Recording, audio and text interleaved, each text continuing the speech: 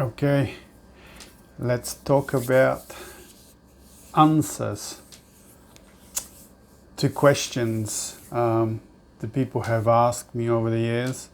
And these answers are something you're not allowed to hear in our society.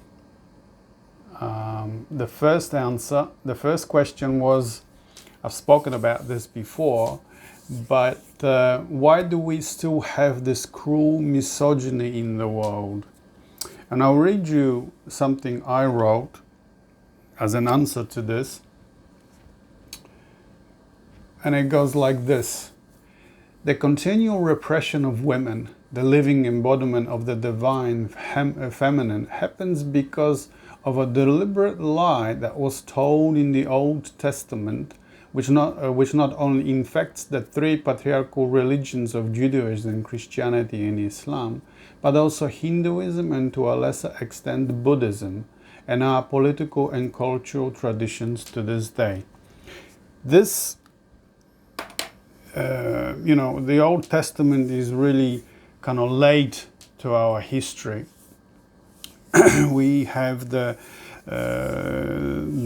repression of women is a lot older than, let's say, 2,500 years. The Old Testament kind of starts somewhere in that 500 BC to 1000 BC. But we got a lot earlier information about this repression of women, and it started with really the first empires. The first warrior culture, where men learned to make weapons and have settled the horse. And that's when they started, like I said before, that's when they started to raid each other because of the rights to own property. They changed, they made the rights to own property. So whatever you stole, you kept. And that's how the empires grew. And to this day, that's really the foreign policy, for instance, of a collective West is still pretty much the same. They go into Africa to steal its resources. They go to Asia, to Australia, they would love to have the resources of other huge countries like Russia, to have access to this. The more resources you have, the richer you are. That's why, for instance, they are also in the Middle East, because Middle East is full of, fossil fuels, oil and gas. So this hasn't changed. This mentality hasn't changed nearly for 5,000 years.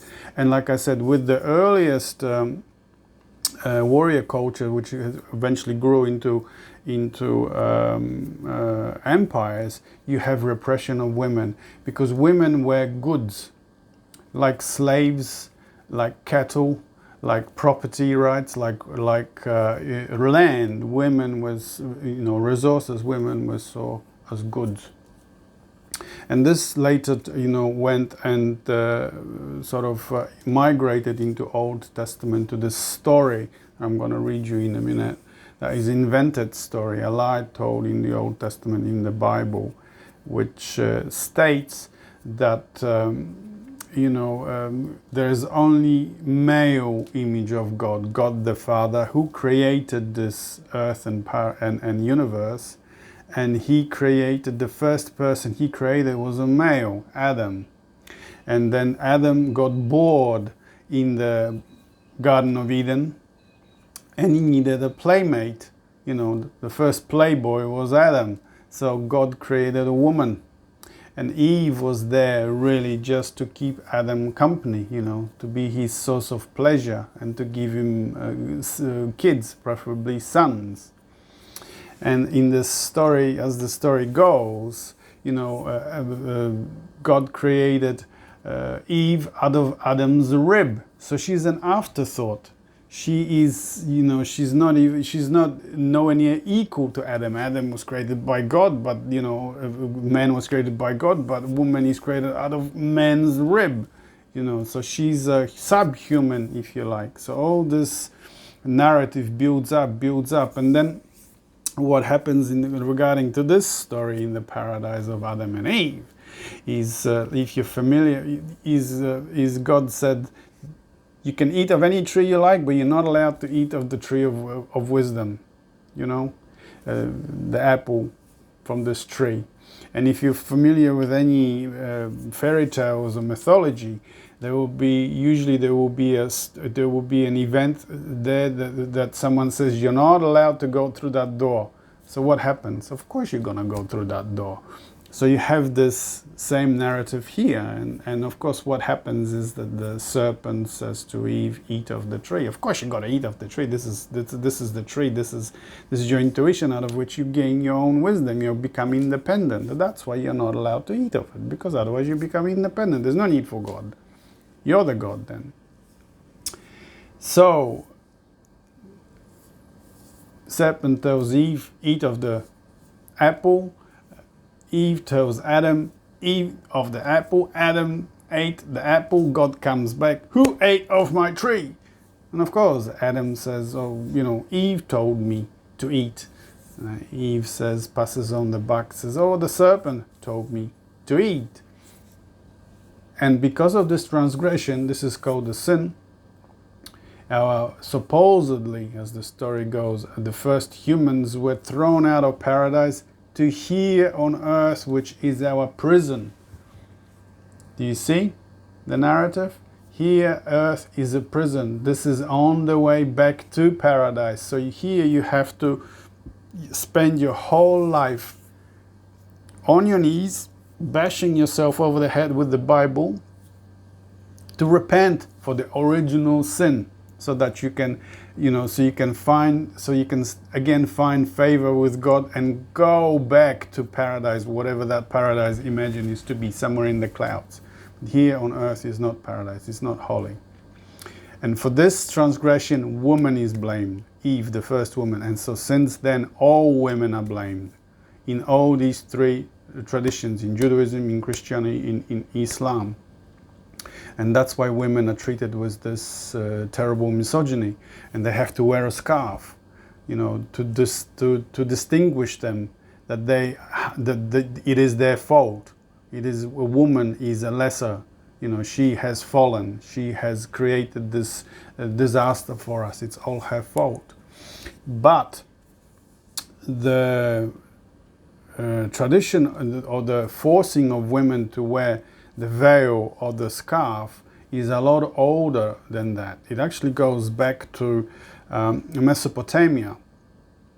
And there's a wonderful documentary by Amanda. Let me just have a look. I'll give you all the links to this below in the video description.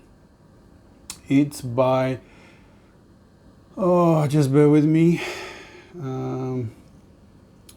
Dr. Amanda Foreman, and it's called The Ascent of Women, and it's in 4 parts. And I'll read you something from this. This is the first episode, how it all more or less starts. This is we are talking about so from the earliest egalitarian culture of Çatalhöyük in Anatolia, where women enjoyed equal standing and where there is no evidence of stratification, to Mesopotamia and the beginning of the erosion of women from public space by male rules law and decrees that forced women to be subservient to men, becoming his property. In other words, I mean, this business of women becoming property it hasn't really finished. It only finished, I think, in the West or in the US. It might have finished in the 70s. I hear in Australia it's pretty much the same, because when a woman wanted to divorce, she had no rights to property. The husband kept everything. She had no rights. So this is a very, very new thing that it's happening, that women are slowly getting their rights. They haven't got there yet, but they're slowly getting there. So becoming his property. If she speaks out of turn, her teeth are to be smashed by a brick. This is from a Mesopotamian seal. One of those seals that were written with a stylus on a clay. Yeah. So this is, then it goes on. The power it gave to men over women's bodies, the law legalizing patriarchy. The husband and fathers now own the sexual reproductions of their wives and daughters. This meant that women could be put to death for adultery, that virginity was not a condition for marriage, and in the case of rape, it wasn't just an assault against a woman, it was an economic offense against the man. For example, if his daughter was raped and suffered the loss of her bride price, she was sort of sent damaged goods. You know, a lot of this is to this day.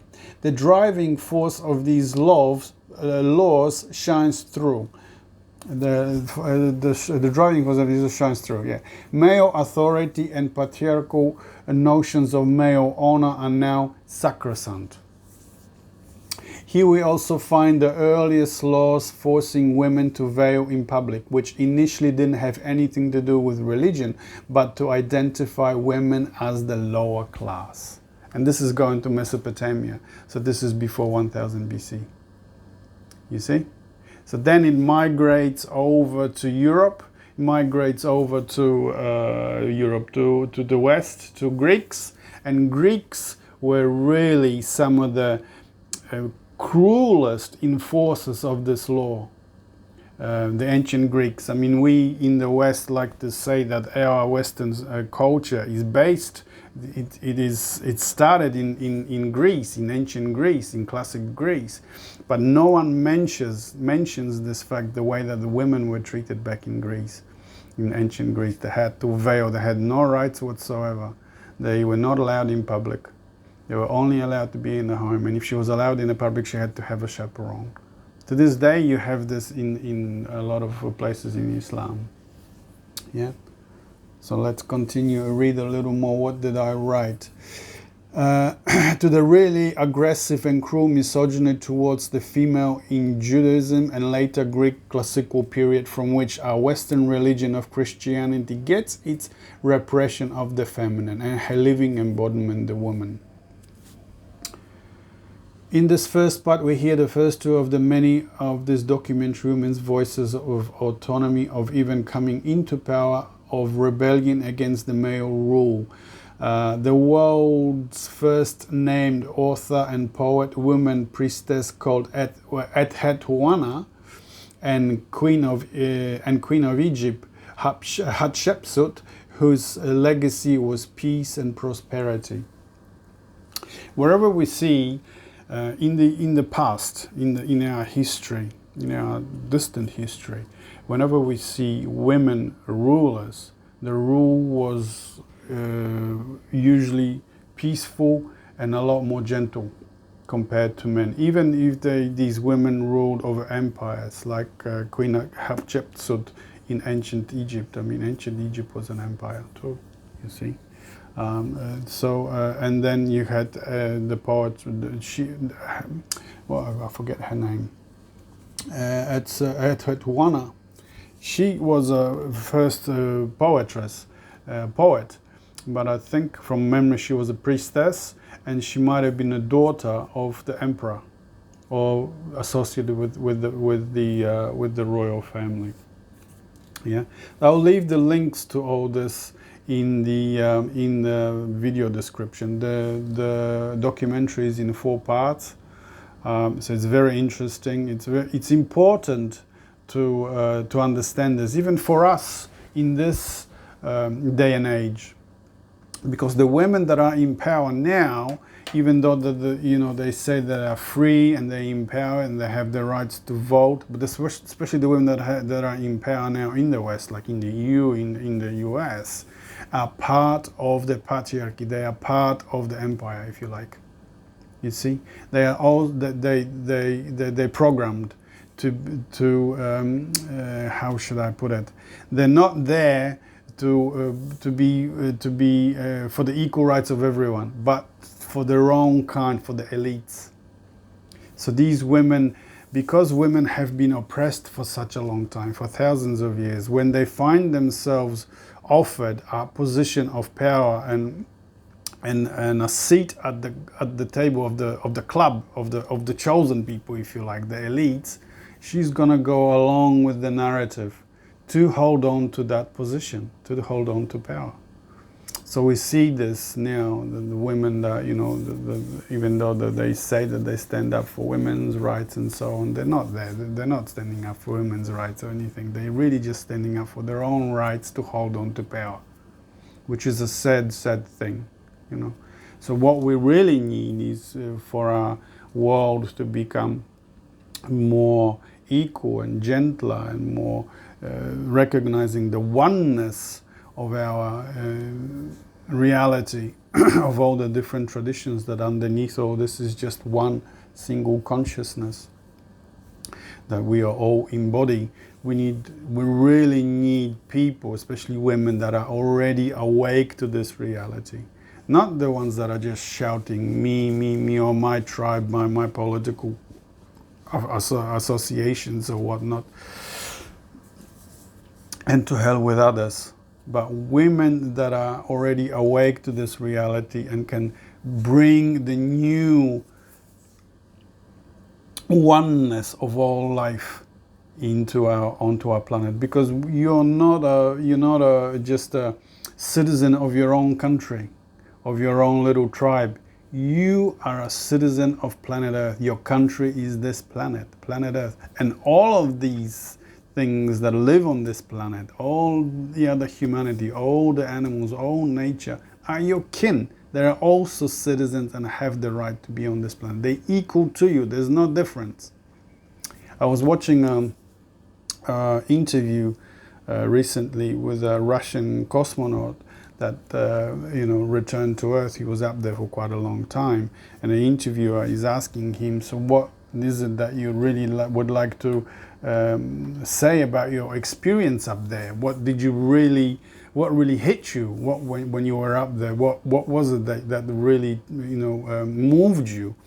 And he just he didn't have to think about it for too long. He just said, I was up there and I saw that there were no borders. There was no divisions on the sea. There was not this is ours, this is yours, that's theirs. He said, this is just one planet. We all live on this one single planet. We are all citizens. We are all from this planet. All of us. There are no borders, no visible borders, no visible traditions, difference in traditions or languages, or we divide ourselves like this, but it's all superficial. The reality is completely different, and that was his message, and that's my message. Underneath all this, what you're saying, underneath all the cruel politics, the name calling of each other, the chosen people and the lesser humans, what we see in the Middle East, in the Palestine, the cruelty towards that, where they have given different names to the same God, and they can't get along together. You see the Jews and the Arabs. I mean, they're all. It's a complicated situation, because the people that are living in Israel, they're not really Semites. They're European, especially East European, Ukrainian and Poles. We can't really call them Semites, but the religion has divided itself. The cosmonaut said there are no differences up there. There is no borders. There are no, the seas are not divided between my territorial sea and your territory. It's just one ocean, one Earth. We are all living in this country, Earth. Yeah. So I'll leave the link to this documentary. It's called Ascent of Women. It's like I said, it's in 4 parts, and it gives you a really good overview and history of how it all happened, how women got, became the second-class citizen. In many places, even in the West, although we like to say the women are equal, that women are not equal. They are getting the less pay for the same job. In sports, they're treated differently. At home, they're treated differently, because women is expected to work at home, raise kids, cook, clean. She doesn't get paid for any of this. Men usually just go to work and come back and Although it's changing, there's a lot more men out there that are conscious of this and are, single fathers and so on. But traditionally, that was her task. She was at home and he was in the society. That's why the society is a male society, and the home is women's. That's one of the reasons why women never lost touch with their inner life, the dreams and visions and intuitions, because for a very, very long time she was not allowed to be part of society, to go to school, to go to universities, to get jobs. So they stayed at home and they never lost touch. They were not educated out of being in touch with their own inner resources, their own inner lives, especially dreams and intuition. Or should I say especially intuition, really. Intuition is the feminine. The core of the feminine is intuition, like I said so many times. That's why you see this repression of women is really repression of the feminine, because woman is an embodiment of the feminine. Archetypally, the feminine is a woman. Although we do have dreams of men like wizards and fools, that are male images of the same intuitive power, and animals. Archetypally, the oldest one, some of the oldest images are women. You have the great goddess, some of the oldest statuettes of this idea of are birds and sacred animals and women, figures of women. The women's body with, for instance, with a head of a bird. There's your intuition. So that's why the repression of this, when the empire started, you were not allowed to have people who were not under control. So they had to repress all these things that you didn't need to. You didn't need to listen to what society was telling you. You didn't need to listen to the king or to the lord. That's unthinkable back then, because you had your own access to intuitions and dreams. That's why they had to repress all this. To this day, it's repressed. If you go to, for instance, to any institutions, larger education institution, universities, if you're going to write a paper and you're going to say that, I had the answer in my dream or intuition, your paper's going to fail. You're going to be called mad, sent to a psychiatrist, and if you do such a kind of psychiatrist, you tell them the same thing, they're going to put you on tranquilizers. You're not allowed to talk about this. To this day, people are programmed in such a way against all this. And it started, like I said, in Mesopotamia, even earlier, some 5,000 years ago. Maria Gimbutas, Dr. Maria Gimbutas, who discovered through her archaeology in ancient Greece and Yugoslavia, she called the Old Europe,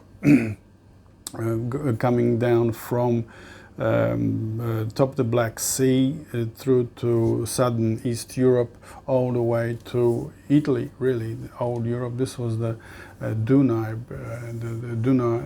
Danube basin, the river basin where settled the people were settled some 5,000 years ago. This is the Neolithic, and these people were centered in the feminine. That is to say, they were centered in their own visions and dreams and their own experiences, mystical experiences.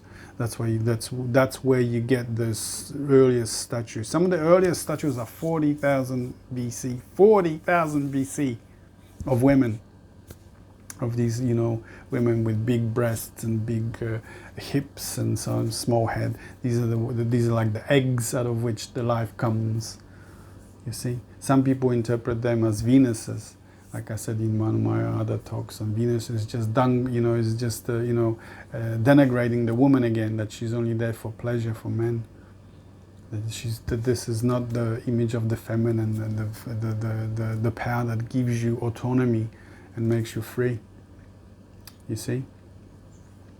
So, and one of the other interesting things I'd like to mention is Dr. Amanda Froman goes into this in her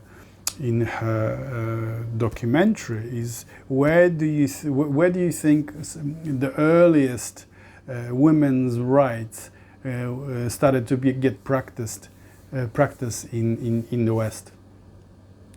After the Russian Revolution in Russia, after 1917, when women were at the forefront of that revolution.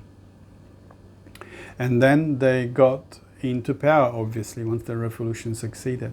But it wasn't very long after men took over power, and women again were relegated to the background. I don't remember the woman's name. She was a very powerful figure back then, and she got a powerful position, working with Lenin and so on. And once men took over the politics and the power after revolutions in Russia, women again got pushed out. And the same story goes for French Revolution. In the French Revolution, at the forefront of the revolution were women. We even see this in the paintings, women standing with flags and so on. Women were at the forefront. Men were too afraid to come out because they knew the French king, the French aristocracy, the elites are going to be coming after them and killing them. Women just went out. And that's how the revolution started. And again, after the revolution was successful and the power was established, women got pushed out of politics, out of power. And it happens a lot of times. Women initiate movements and so on, then men take over. And nothing really changes.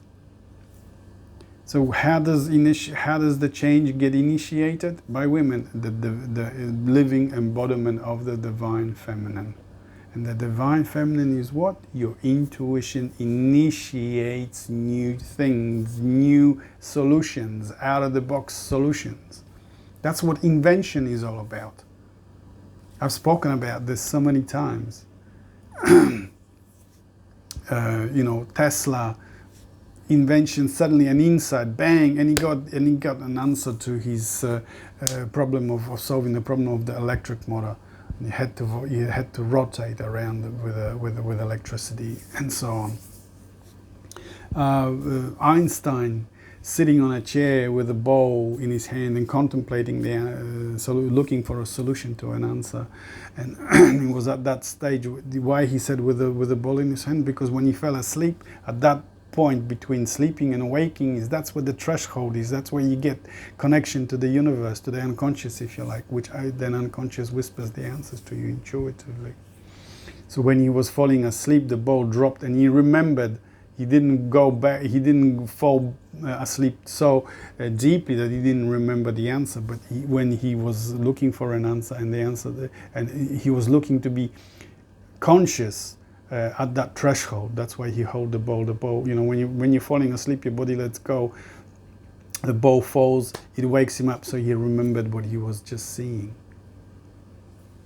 Edward Koekele, the guy that invented benzene, petrol, he got an answer of the dancing molecules in a circle. That was the answer to the molecules of benzene in a dream. So a lot of these things are.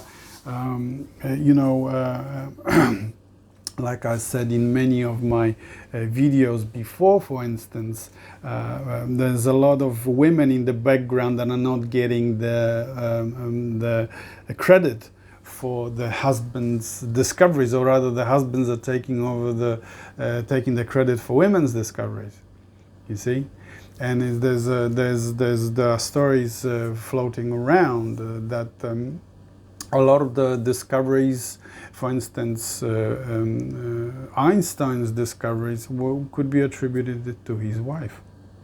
But of course, back then, she would have never got the credit. It was her husband that got the credit.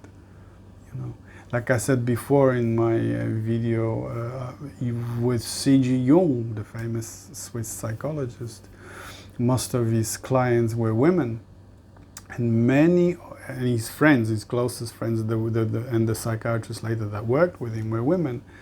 And many of the dreams that are attributed to Jung, big dreams, revelatory dreams, were the dreams coming from his women patients and women around him, and are attributed to him. We see this with art. It's the same. Many of the paintings that are attributed to men are actually it's their wives. Women have never lost touch with intuition, and this is the intuition that gives you the answers, gives you the new solutions. That's why, like I said, in the earliest empires, from the earliest days, women had to be kept on a short leash. Because they had the ability to be free. They didn't need to ask the men what to do or for permission. They had all that within them. So that's why the repression and the misogyny, to this day, the misogyny is like, it's there, especially if you met any evangelical Christians or fanatical Jews and so on, or Orthodox Jews, and it's there, still in the Jewish tradition, the feminine is an abomination.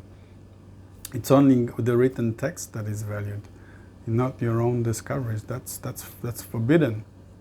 That's why only the laws that were created by men to hold on to power are credible. Anything else that you discover for yourself or is given to you is forbidden.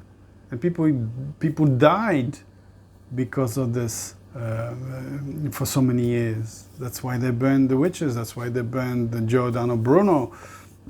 Al-Khalaj died for the same reason. Jesus, died for the same reason, because he was teaching people to, go beyond. You don't need to worry about what the religion of that day, Judaism, is teaching people. You have all the answers already within you. Here, two modes of teaching, like I said before. Public teaching, what people could understand in sort of, in metaphors. But the real important teaching, the mystic teaching, was private. Only for those people that were ready to hear. Because he knew he would be, he's facing death if he goes on, if he tells people that are not ready. Because they'll just single him out. They'll tell the priests and the authorities that this guy is saying this and this is not allowed by law. And they did, and they killed him. So anyway, that's what I wanted to talk to you about. I didn't read the whole article that I was going to read to you, what I wrote about why do we have this cruel misogyny. But I told you, just by talking to you right now in front of the camera, what the reason is. The reason is the suppression of women means suppression of the feminine, and the feminine is the one that gives you autonomy and freedom.